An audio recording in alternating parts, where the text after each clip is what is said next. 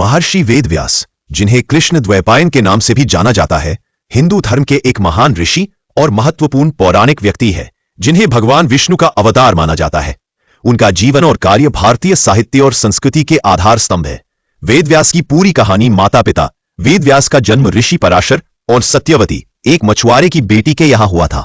नामकरण, उनका रंग सांवला था इसलिए उन्हें कृष्ण कहा गया, और उनका जन्म यमुना नदी के एक द्वीप पर हुआ था जिससे उनका नाम कृष्ण द्वैपायन पड़ा।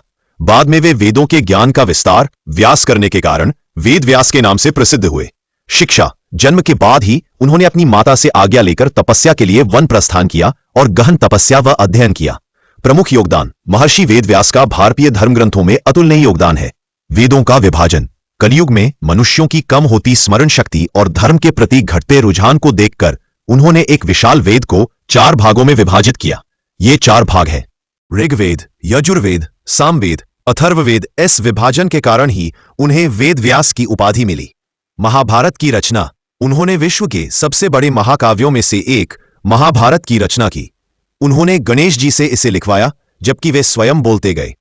पुराणों और ब्रह्मसूत्र का प्रणयन, उन्होंने 18 महापुराणों और ब्रह्मसूत्र की भी रचना की ताकि वेदों का गूढ़ ज्ञान आम लोगों तक रोचक कथाओं के रूप में पहुंच सके। पारिवारिक और महाभारत में भूमिका, वेदव्यास महाभारत की घटनाओं के केवल रचयिता ही नहीं बल्कि एक महत्वपूर्ण पात्र और साक्षी भी थे।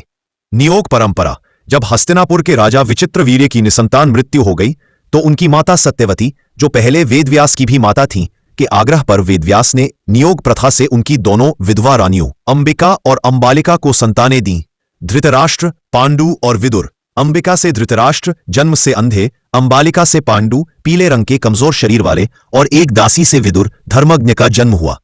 मार्गदर्शन, उन्होंने भीष्म और गांधारी सहित सभी प्रमुख पात्रों को समय समय पर मार्गदर्शन दिया। उन्होंने ही संजय को दिव्य दृष्टि प्रदान की जिससे वह धृतराष्ट्र को युद्ध का आंखों देखा हाल सुना सके। महर्षि वेदव्यास त्रिकालदर्शी, भूत, वर्तमान और भविष्य जानने वाले थे और उन्हें हिंदू शास्त्रों में अष्ट चिरंजीवी में से एक माना जाता है, यानी वह आज भी जीवित है। उनके जन्मदिन को गुरु पूर्णिमा के रूप में मनाया जाता है। धर्म ग्रंथों से जुड़ी कहानियां सुनने के लिए चैनल को लाइक सब्सक्राइब जरूर करें।